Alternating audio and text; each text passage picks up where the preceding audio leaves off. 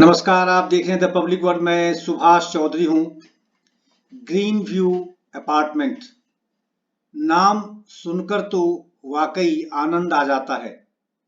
और आप भी अगर ये नाम सुन रहे हैं तो निश्चित रूप से आपके मन में भी अवश्य यह भाव उठ रहा होगा कि चारों तरफ ग्रीनरी होगी और फूल की तरह, कमल के फूल की तरह ये अपार्टमेंट बीच में खिल रहा होगा और वातावरण इतना सुगम, सुंदर, सुगंधित, रचनात्मक होगा कि वहां रहने वाले लोग पूरी तरह तनाव मुक्त होकर अपना जीवन व्यतीत कर रहे होंगे। लेकिन नहीं, आप उल्टा सोच रहे हैं। ऐसा इसलिए कह रहा हूं कि ग्रीन व्यू अपार्टमेंट, जिसका निर्माण देश की नवरत्न कंपनी यानी भारत सरकार की प्रमुख 8-9 कंपनियों में से एक NBCC, national building construction corporation, उसने किया और इसमें 700 से 800 फ्लैट्स लगभग बनाए गए, जिसमें कि ईडब्ल्यूएस कोटे के फ्लैट्स भी बनाए गए हैं। आप हमारे पीछे जिस बिल्डिंग को देख रहे हैं, ये वही ग्रीन व्यू अपार्टमेंट है और इसके रेखाएं, इसके हालात देखकर आप अंदाजा निश्चित रूप से लगा रहे होंगे कि कितनी बदतर स्थिति में है। और ये बदतर स्थिति कोई 100 साल, 50 साल या 60 साल में नहीं हुई है। केवल 2 वर्षों में ग्रीन व्यू अपार्टमेंट्स की हालत खंडहर से भी बदतर है। इनके जो पिलर हैं झड़ रहे हैं, पूरी तरह से मलबे में तब्दील हो रहे हैं। किसी भी समय इसका कोई भी ब्लॉक, कोई भी इसका अपार्टमेंट कहीं से भी गिर सकता है, नुकसान भारी हो सकता है। और एनबीसीसी के लोग, उसके अधिकारी, एमडी से लेकर नीचे तक के अधिकारी, जिनकी देखरेख में ये अपार्टमेंट खड़ा हुआ, भारत सरकार के पैसों से, केंद्र सरकार के पैसों से और हम सब के द्वारा दिए हुए टैक्स के पैसों से खड़ा हुआ, उसको देखने की जहमत, उसे सुधारने की जहमत और वहां आने वाले बायर्स यानी जिन्होंने मोटी कमाई, अपनी गाढ़ी कमाई इसमें लगाई, खरीदा, उसकी चिंता करने की जहमत एनबीसीसी के अधिकारियों ने नहीं उठाई। 2 साल तक सोए रहे और अब जाकर, क्योंकि गुरुग्राम के सेक्टर 109 में चिंटल पैराडीसो में जो घटना हुई है, जिस हादसे में 6 फ्लोर एकाएक ताश के पत्ते की तरह ढह गए और उसमें 2 लोगों की नाहक मृत्यु हो गई, 2 परिवार बर्बाद हो गए और 2 लोग किसी तरह से लगभग 48 घंटे की मशक्कत के बाद जीवित निकाले जा सके, जिनकी स्थिति अभी भी खराब है, हॉस्पिटल में भर्ती हैं। उस घटना के बाद से जिला प्रशासन गुरुग्राम अब संजीदगी दिखाने लगा है, उनको जनहित का मुद्दा याद आने लगा है और एनबीसीसी के एमडी, जो आम आदमी से, जिसकी परछाई तक का दर्शन करना संभव नहीं हो सकता एनबीसीसी कंपनी के एमडी का, वो आज ग्रीन व्यू अपार्टमेंट्स के रेजिडेंट के साथ आमना सामना कर रहे हैं। और कल यानी बुधवार को इसकी एक मीटिंग थी, जिला प्रशासन की ओर से ये मीटिंग कराई गई थी। क्यों? जिला प्रशासन की नींद हराम है जो चिंटल पैराडीसो में जो घटना हुई है उसको लेकर, और हरियाणा सरकार की इतनी किरकिरी हुई है कि कितना भ्रष्टतम तंत्र हो चुका है, कैसे मानवता को कलंकित कर रहे हैं ये अधिकारी गुरुग्राम में बैठकर और सारे नियमों को ताक पर रखकर इन बिल्डरों के पिछलग्गू बन गए हैं ये अधिकारी। और वही हालत एनबीसीसी की है। एनबीसीसी में 800 फ्लैट्स बने हैं।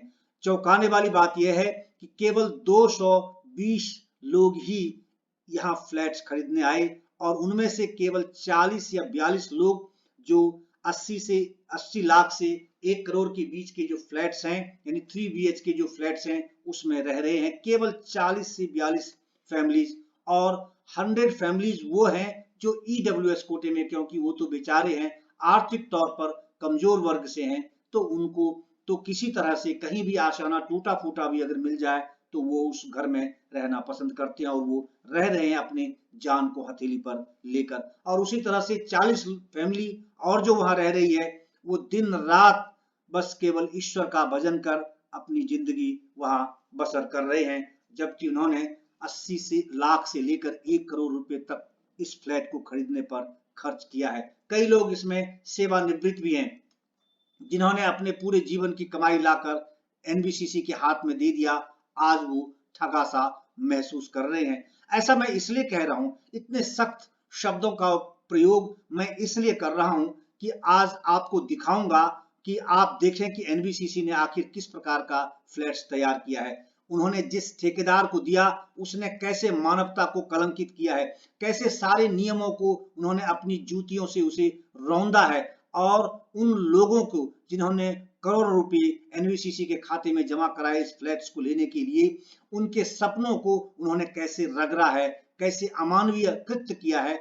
आपको इस फ्लैट्स के हालात को देख करके, इसके जो पिलर्स हैं, जो बिल्डिंग्स हैं, हर फ्लोर यानी बेसमेंट से लेकर ऊपर तक के एक फ्लोर नहीं, लगभग सभी के सभी ब्लॉक्स जो इसमें बने हुए हैं, सबकी इतनी बुरी हालत है। आप अगर इसको देखेंगे तो शायद आपके आंखों में भी आंसू आ जाए कि आखिर कैसे कैसे एनबीसीसी ने इस प्रकार का अमानवीय कृत्य किया है, और अब तक लोगों की आवश्यकताओं को, उनकी जो इच्छा है, उनके जो सपने हैं, कैसे दरकिनार करते रहे हैं और किस तरह से। क्योंकि गुरुग्राम में सेक्टर 109 में ये घटना हुई है, उसके बाद जाकर ये जागे हैं, ये जानते हैं कि अगर वहां कोई घटना हो गई तो इनके हाथ में हथकड़ी होगी, ये अंदर होंगे। एनबीसीसी के एमडी से लेकर नीचे के अधिकारी तक, इन्होंने आज तक किसी भी अधिकारी के खिलाफ कार्रवाई क्यों नहीं की है।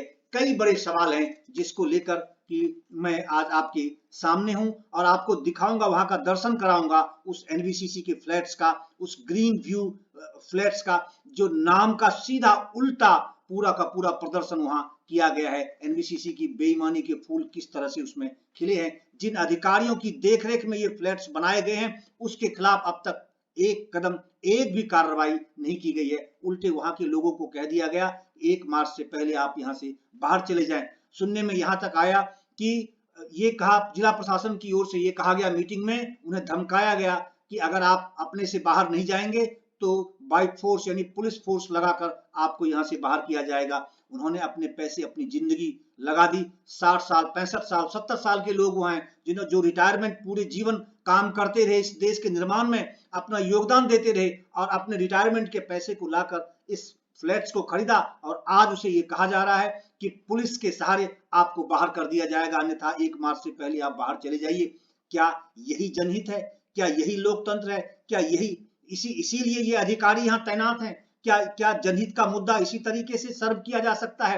यानी शर्म भी शर्मा जाए अगर आप इनके हालात को देखेंगे नजदीक से, करीब से जाकर। अभी आपको मैं दिखाऊंगा, अगले 10 मिनट में आप जरूर इसका दर्शन करें और देखें, आपको समझ में बात आ जाएगी कि किस तरह से ये लोग लोगों की इच्छाओं को, लोगों के सपने को रौंदते हैं अपने जूतों तले, अपनी जेबें भरने के लिए। कितने बेईमान हो चुके हैं ये लोग सारे के सारे, और कैसे एक दूसरे, ये जो बेईमान है, एक दूसरे को कैसे ये संरक्षण देते हैं, उसका स्पष्ट नजारा, नायाब नमूना ये ग्रीन व्यू अपार्टमेंट जो गुरुग्राम सेक्टर 37 डी में है, वो आपको देखने को मिलेगा कि बेईमानी के फूल जहां इस एनबीसीसी की कंपनियों ने अपने खिलाए हैं, और ग्रीन व्यू अपार्टमेंट की हालत केवल 2 वर्षों में ऐसे क्यों हो सकती है। आज आश्चर्य व्यक्त कर रहे हैं एनबीसीसी के एमडी पीके गुप्ता कि मुझे आश्चर्य लग रहा है कि 2 वर्ष में ऐसे कैसे हो गया। आपको आश्चर्य लग रहा है? जिन लोगों ने नीचे से ऊपर तक सीरीज कमीशन खोरी की इस बिल्डिंग को, और जब बायर नहीं आए और जब आपके बुकिंग नहीं हुई इस फ्लैट्स की, तो फिर आपने भारत सरकार के पैसों से ये फ्लैट खड़ा किया और इतनी महंगी जमीन आपने खरीदी। ये एक्सचेकर लॉस जो खजाने को आपने नुकसान पहुंचाया है, एक तरफ आम आदमी को और दूसरी तरफ आपने सरकार के खजाने को जो नुकसान पहुंचाया है, उसकी भरपाई कहां से होगी। आप इनको बाहर करना चाहते हैं। वहां के पिलर आपकी बेईमानी के गवाह बने हुए हैं। दीवारों में दरार नहीं, बल्कि दरारों में दीवार है। 2 साल बाद ये एनबीसीसी जागी है। 700 से 800 फ्लैट्स बने हैं, केवल 220 खरीदार अब तक में क्यों आए, क्यों ऐसी स्थिति बनी, इसका जवाब आपको देना पड़ेगा। क्या गलत जगह का चयन आपने किया था? आज कहते हैं कि वहां क्लोराइड है, इस कारण से दरारें तो नीचे आ सकती हैं, किसी दीवार में आ सकती है। पिलर ढह रहे हैं पिलर। ये हालात हैं 2 वर्षों में। क्या बिल्डिंग के हालात को देखकर बाहर नहीं आए? इतनी घटिया किस्म की सामग्री का इसमें उपयोग किया गया। ये आपके पास पूरे टेक्निकल एक्सपर्ट्स होते हैं।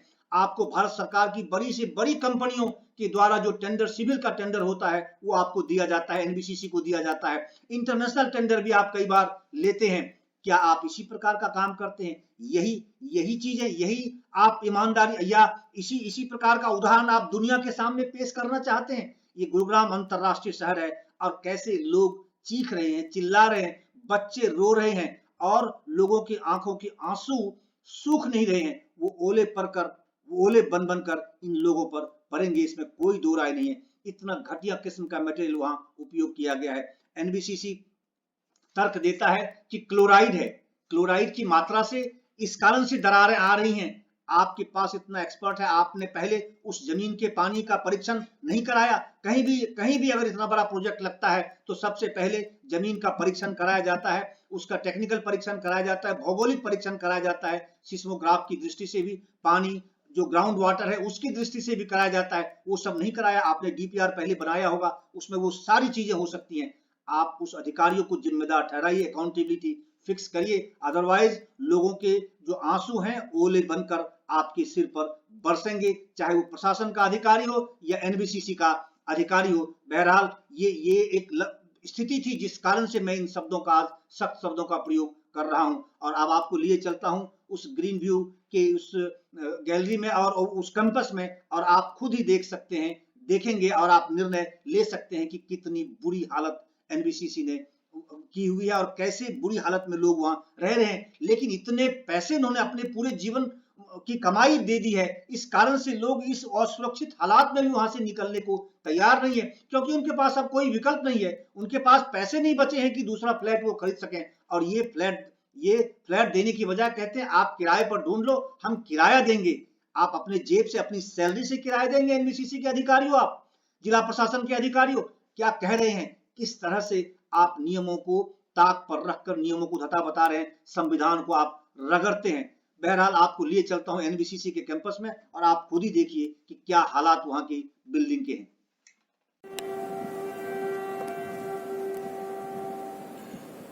ये बिल्डिंग आप देख रहे हैं, ये एनबीसीसी की बनाई हुई है, जो देश की नवरत्न कंपनी है। और इनकी कारगुजारी, इनके अधिकारियों की कारगुजारी और इस कंपनी के तहत काम करने वाले जो ठेकेदार हैं, वो किस हालात में, आप 2 वर्षों में इस बिल्डिंग की जर्जर हालत आप देख सकते हैं कि कैसे लोगों ने अपनी गाढ़ी कमाई, अपनी मेहनत की कमाई इन्हें सौंप दी, 80 लाख से लेकर 1 करोड़ से ऊपर तक। और आज 2 वर्षों में ही इन बिल्डिंग्स की ये बुरी गत बन गई है। लोग परेशान हैं और अब इन्हें प्रशासन ने कह दिया है कि आप तत्काल खाली कर दें। अब तक एनबीसीसी बिल्कुल सोई हुई थी, उनके अधिकारी, उनके एमडी सोए हुए थे और आज अब आम लोगों की नींद हराम किए हुए हैं। 6 माह पहले इन्होंने इनको एक नोटिस दिया, लेकिन उस नोटिस में इन्होंने ऐसा कुछ नहीं कहा, इनको कोई विकल्प नहीं दिया, केवल इनको खाली करने को कह दिया गया। डीटीपी की ओर से भी जो इनके पास नोटिस आए, इन्हें केवल खाली करने के लिए कह दिया गया। इनको कोई विकल्प नहीं दिया गया कि आखिर ये कहाँ जाएंगे। और जो पैसे इन्होंने पे किए हैं, जो भुगतान इन्होंने किए हैं, फ्लैट्स खरीदे हैं अपनी गाढ़ी कमाई से, उसका क्या होगा, उसकी रिकवरी कैसे होगी। और जो मेंटल टेंशन इनको मिल रहा है, जिस परिस्थिति से, जिस तनाव से ये लोग, ये फैमिली यहाँ गुजर रही है, उनके लिए क्या ऑप्शन होगा, इस पर पूरी तरह प्रशासन भी मौन, एनबीसीसी मौन, डीटीपी डिपार्टमेंट भी मौन, town and country planning Haryana भी पूरी तरह से मौन। अभी हाल ही में सेक्टर 109 में टिंटल्स पेरिडोस में जिस तरह की घटना हुई, अब आशंका लोगों को यह है कि इसी कारण से अब तक पिछले 3 वर्षों से सोए एनबीसीसी के अधिकारी, डीटीपी, डिस्ट्रिक्ट एडमिनिस्ट्रेशन अब अचानक जग गया है और अब लोगों को यहां से खाली करने के लिए कहा जा रहा है।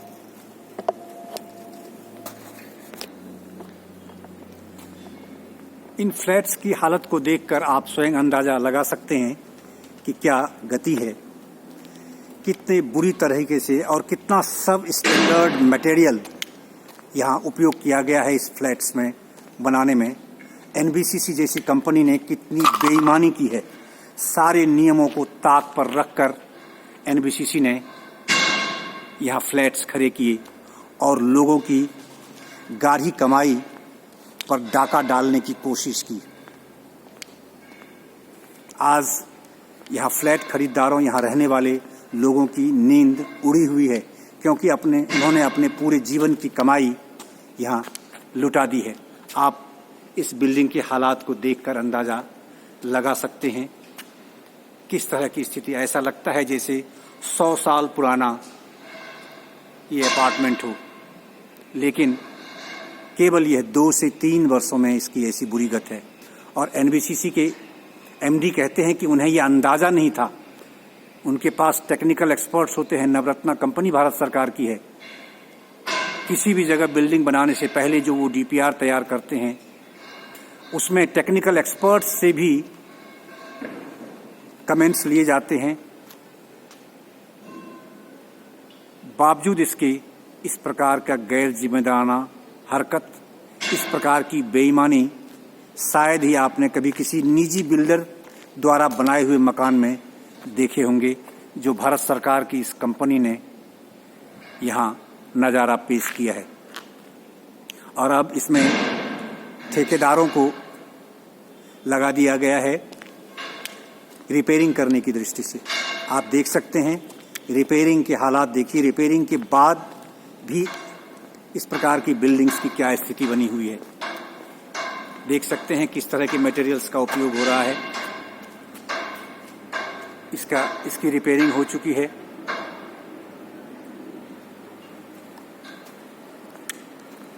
शायद ही कोई ऐसा फ्लोर हो जिसमें दरारें न पड़ी हो।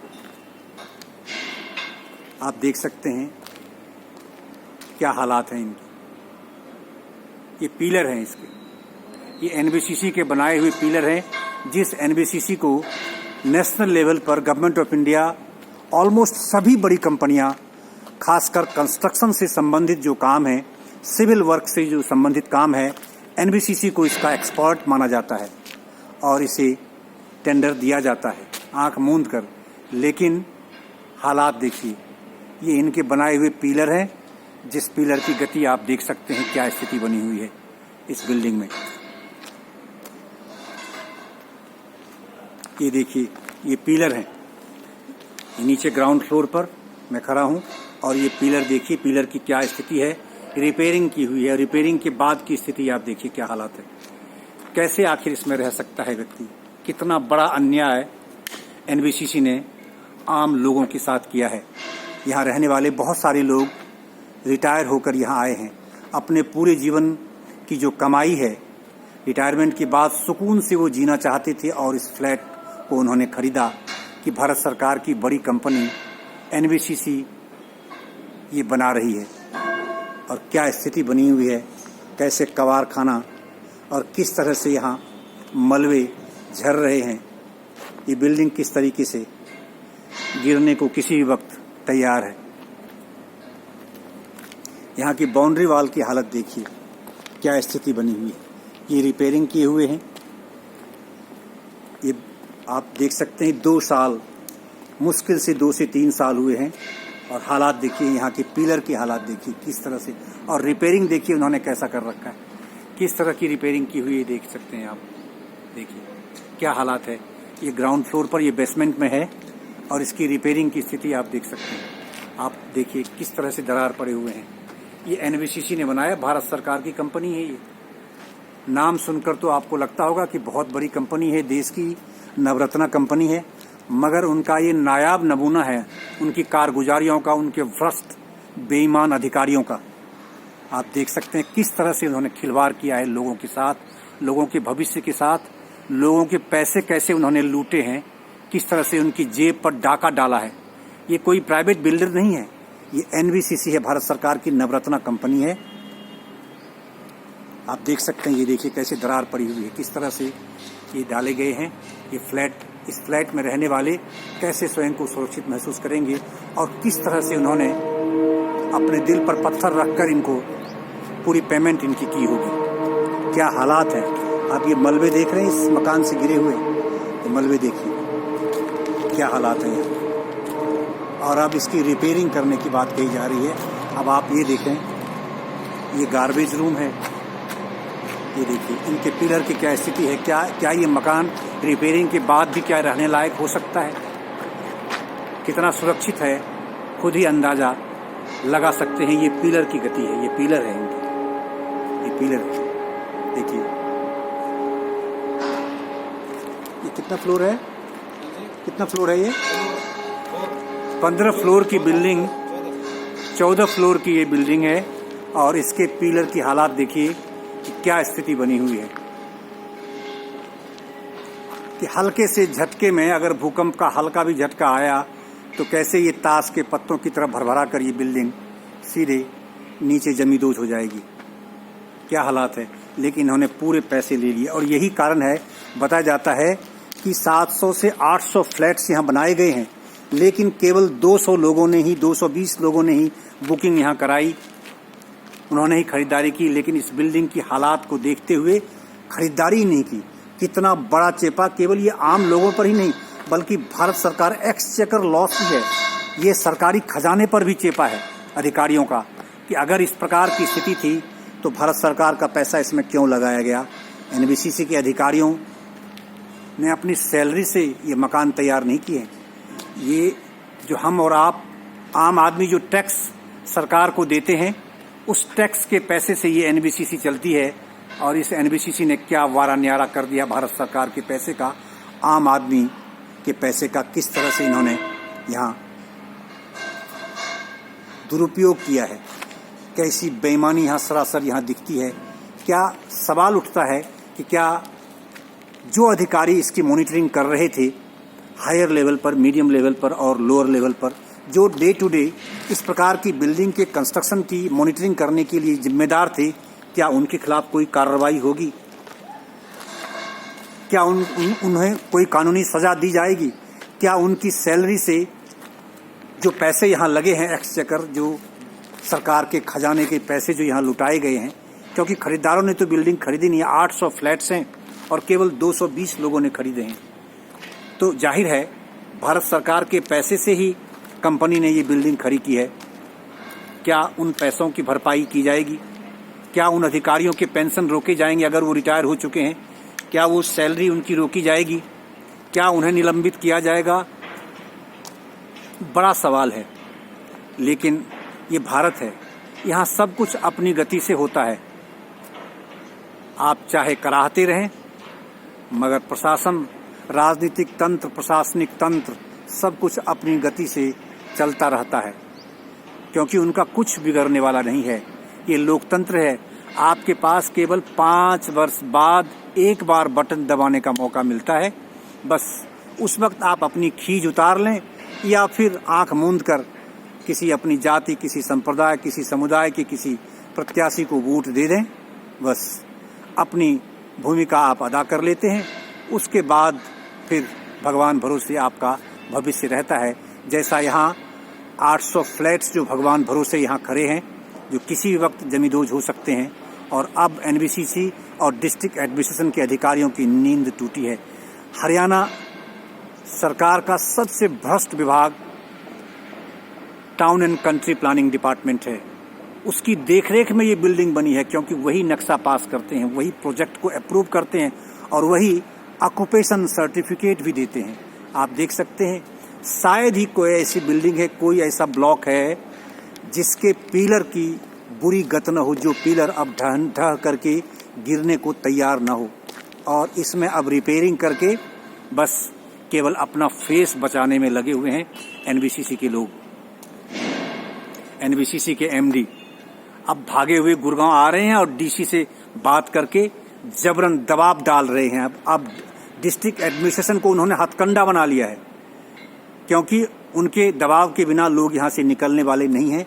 उनको इस बात का अंदाजा पूरा है, इसीलिए उन्होंने अब डिस्ट्रिक्ट एडमिनिस्ट्रेशन को हथकंडा बनाना शुरू कर दिया। क्योंकि सेक्टर 109 चिंटल पेरिडोस में जो घटना हुई और जिस तरह से 2 लोगों की आकस्मिक मृत्यु हुई, मलबे में दबकर 6 फ्लोर की छतें अचानक ही ताश के पत्तों की तरह भरभरा गई, उस भय से ये परेशान हैं, आक्रांत हैं अब। और लोगों के जीवन में अब तनाव दे रहे हैं। बहरहाल ये एक बड़ा सवाल है कि क्या एनवीसीसी अपने अधिकारियों के खिलाफ कार्रवाई करेगा और जो पैसे भारत सरकार के खजाने से लेकर इस बिल्डिंग को तैयार करने में लगाए गए, जमीन खरीदने में लगाए गए, और जिस तरह से यहाँ बेईमानी हुई है उसकी भरपाई होगी? क्या उन अधिकारियों के खिलाफ कोई कार्रवाई होगी? ये एक बड़ा सवाल है और हम जैसी जनता को भी इस पर गंभीरता से सोचना पड़ेगा कि क्या इसी तरह से आप भुगतते रहेंगे इन बेईमानों को, इन बेईमान अधिकारियों को? बस ये सवाल आपके लिए है, आप सोचिए, क्योंकि आप आम जनता ही इस स्थिति के लिए स्वयं में बहुत हद तक जिम्मेदार हैं।